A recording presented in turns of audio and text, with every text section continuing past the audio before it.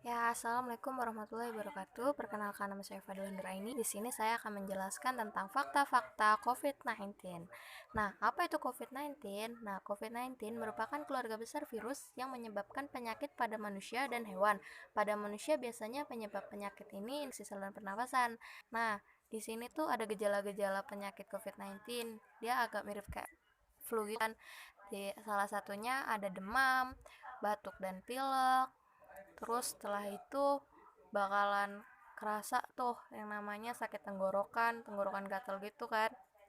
Terus ciri yang lainnya juga kayak sesak nafas, terus lemas. Nah,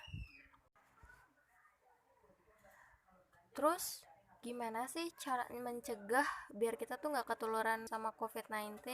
Nah, tips mencegah virus corona itu salah satunya adalah kita harus menjaga jarak agar virus itu nggak nggak secara langsung kena kita. Terus diantaranya lagi juga ada kayak cuci tangan benar, gunakan masker jika batuk dan pilek, terus makan makanan yang bergizi. Nah, terus di sini ada tata cara bersihin tangan dengan benar. Terus waspada cara penularan virus COVID-19 gimana sih caranya gitu kan. Nah, pencegahannya itu biasanya COVID-19 itu menyebar dari batuk pilek, terus dari hewan, terus kita jorok. Nah, tuh kalau bersin orang kehidup sama kita. Nah, itu juga salah satunya. Terus siapa sih yang beresiko karena corona? Nah, yang paling beresiko itu biasanya orang-orang lanjut usia. Nah, mungkin penjelasan saya masih kurang jelas kan. Nah, di sini saya bakal tampilin animasi tentang seputar COVID. Perang melawan virus corona masih berlanjut. Sampai video ini dibuat, jumlahnya udah naik sampai segini banyaknya. Dan yang lebih menyeramkan, ini masih bisa banget naik berkali-kali lipat kalau kita nggak bergerak sekarang juga. Jadi yang menjadi pertanyaan besar adalah, akan secepat apakah penyebaran virus corona di Indonesia? Kita mesti tanggap. Gubernur Jakarta udah ngelakuin simulasi yang nunjukin bahwa kalau kita nggak bertindak dalam 2 minggu ke depan akan ada 6.000 kasus hanya di Jakarta sendiri. Bayangkan itu baru Jakarta, belum se-Indonesia. Jangan sampai kita kayak negara lain yang juga sekarang kewalahan ngadepin pandemi ini. Jadi dalam keadaan kayak gini, apa yang mesti kita lakukan? Jawaban singkatnya yang paling mudah adalah jaga jarak sosial atau social distancing.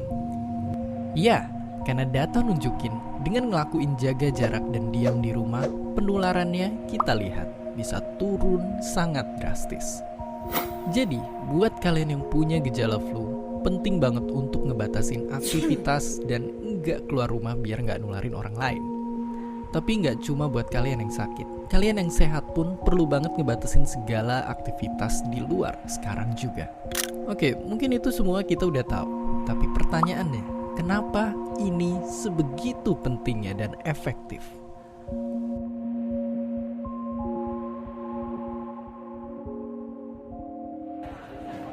Jawabannya, karena virus corona punya jurus hebat yang bisa bikin dia sembunyi di tubuh orang yang sehat. Yang mengerikannya adalah bisa aja kita sebenarnya udah ketularan, tapi kita nggak ngerasa sakit karena imun tubuh kita kuat. Tapi kenyataannya, begitu kita kontak sama orang yang daya tahan tubuhnya lagi turun, kita bisa nularin virusnya ke mereka. Biar gampang kebayang, lihat ilustrasi ini. Bayangin ini pergerakan orang-orang di luar sana. Coba untuk sementara kita bayangin kalau virus corona ini tiap kena orang baru akan langsung nular. Ya, terlihat mengerikan. Tapi meskipun begitu, kabar baiknya kalau kita udah sembuh dari suatu virus, kita jadi lebih kebal dari mereka. Jadi kemungkinannya ketularan lagi itu sebenarnya kecil banget. Tapi yang mesti kita waspadain kalau kita nggak ngebatasin aktivitas dan kontak fisik, dalam waktu cepet banget bakalan ada banyak orang yang langsung tertular.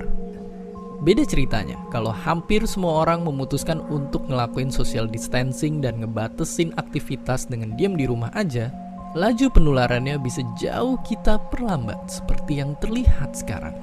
Tapi ya, tadi semua itu cuma simulasi. Aslinya, virus corona bisa nyebabin jatuhnya korban jiwa. Banyak orang yang mungkin bukannya sembuh, malah meninggal. Jangan sampai kita terlambat dan bikin banyak orang terdampar di UGD tanpa dapat pelayanan atau fasilitas karena jumlahnya terbatas.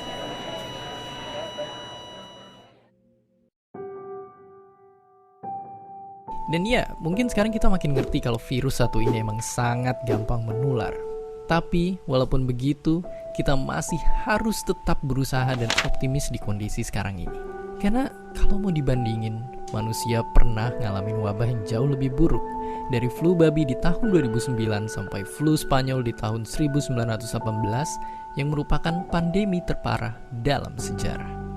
Tentu itu semua bisa kejadian karena keadaan dan teknologi yang masih belum mendukung pada waktu itu.